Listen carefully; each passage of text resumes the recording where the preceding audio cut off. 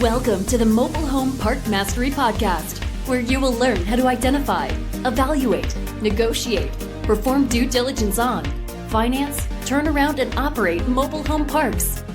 And now, here is your host, the fifth largest mobile home park owner in the United States, Frank Rolfe. Around the 1300s in England came the origins of the word ability, and it meant skill. And today, the word ability is again the root of many of the decisions you need to make, smart decisions in selecting a contractor for your mobile home park. This is Frank Rolfe, the Mobile Home Park Mastery Podcast. We're going to talk about how to figure out the correct contractor choice for whatever it may need to be done in your park using three qualifications: ability, liability, and reliability, all which come from the same root word, ability. Let's start off with the word ability. Well, ability means skilled versus unskilled. That goes back to its early roots.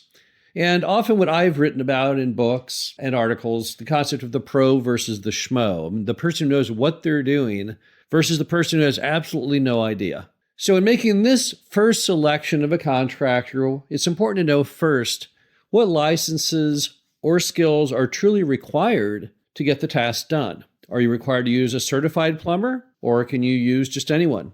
Does it need to be an actual licensed electrician, or can it be, again, anyone who thinks they have a mastery of power? So licensing requirements are very, very important to know, and you've got to match your job to that requirement.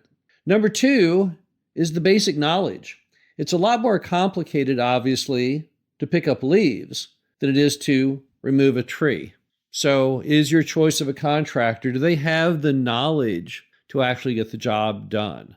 Maybe educational, maybe just street smarts, maybe past experience, but do they actually know how to do it? Finally, do they have the ability to hit your budget? Because all of us, we're all at the mercy of trying to hit our own financial statements with every mobile home park in America, at least all the ones that are professionally owned. We've got banks to make happy with us, investors, ourselves, and we have to make sure that we stay in line with what we budget our expenses to be. So, will your contractor choice have that ability? There's no point in hiring someone you simply can't afford. At the same time, it's stupid to hire someone who's so cheap when you've budgeted more for that task. Next, we look at liability. This means basically the concept of risk versus low risk. Now, there are two types of risks in any mobile home park. You've got insured risk, and by insured risk, I mean that it is covered under your insurance in a worst case scenario. What would be an example of an insured risk? Well, let's say you hire someone to cut the tree, and if they have insurance and the tree limb falls and hits a car, that would be covered under insurance. But you also have non-insured risk. This could be an action that is not covered under your insurance policy. For example, accidental pollution is not typically covered in most mobile home park insurance policies. I don't know how the contractor could do that, but we all know in The Simpsons, it starts off in the very intro to the cartoon, Homer Simpson dropping a nuclear irradiated isotope into a gutter. Well, that would certainly foster, non-insured risk. But it could also be non-insured risk if it's something in which you were supposed to use a licensed contractor and you failed to do so. So if it is insured risk, you need to make sure the contractor has the correct insurance or that they are properly covered under your insurance certificate. If it's not insured risk, well, you need to make sure that just doesn't happen because neither you nor the party who you've hired can do that kind of risk. So just be very, very careful about how risky that customer, that contractor will be, because you need to be extremely risk averse. Then you have reliability. Now, reliability revolves around the ideas of people that you can trust versus those that you don't trust. So how do you trust a contractor? What do you trust them to do? Well, first, you trust them to simply show up. Over the last 25 years, we've had many, many contractors who fail in this very, very simple concept that the whole point of the exercise of hiring them is that they're supposed to be there on a certain day or at a certain time. We've even had contractors who have walked off the job inexplicably, never to be seen from again. I once had a large fence built on a property.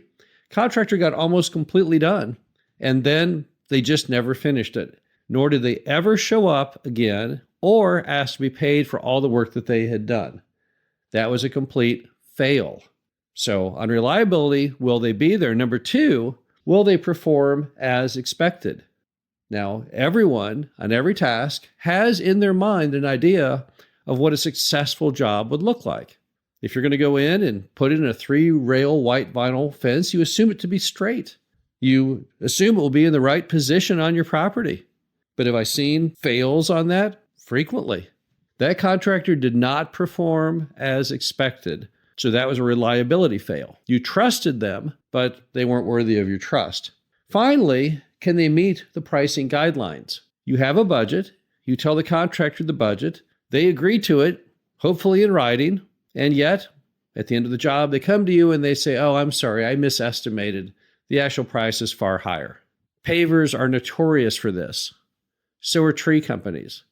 They'll come to you at the end and they'll bring you a price much, much higher than what you originally had agreed to. And then they'll simply want you to pay the difference. They'll say, well, it ended up taking more time or it ended up taking more asphalt. Once again, they've let you down. You trusted them, but they weren't worthy of the trust. Now, in the mobile home park business, we say there's no perfect park because all of your great locations with mobile home parks are the older parks. And the older parks have worse infrastructure because it's older and worse density. However, they sometimes have spectacular locations. And then newer parks that have new infrastructure and better density, sadly, don't enjoy such great locations. But when it comes to contractors, you can have the perfect contractor. The perfect contractor would be an ideal match of skill versus unskilled. They meet all the requirements of the city as far as licensing. They have total knowledge of what they're doing. They're able to completely hit your budget. On the liability side, they have their own insurance or they fall under your insurance and they don't create non-insured risk through bad behavior. And they're very reliable. They show up, they perform as expected, and they meet all your pricing guidelines. You want to trust them and they totally earn your trust. So you need to watch out for that type of contractor. And when you can find that type of contractor, someone who scores in all three areas, you need to hold on to them as long as you humanly can. Because one thing you'll learn over the years with contractors is that there's not a whole lot of good ones out there. Often, all park owners are having to give on some issue, either on the skill or the risk or the trust. And when you find that rare individual that doesn't let you down, the person who actually is worthy, and you feel good about writing them that check when they've completed the job, then you've really got a keeper. Now, there were two things told to me when I got in the business. One was, when you evict someone, you always want to first walk a mile in their shoes. That way, when you get the eviction, they're a mile away and you have their shoes. But the other one was, it's easier to change people than to change people. And what that means is, as a mobile home park owner, where we typically don't have the luxury of lots of staffing or an HR department, rather than try and resolve behavioral or training difficulties with contractors, it's better just to let them go and go to the next one. We just don't have the luxury of what a big company has where they can go in and retrain someone. We have to move fast. We have to be nimble. So as a result, when you're looking at candidates and you're weighing them on ability, liability, and reliability, it needs to be a very fluid grading process.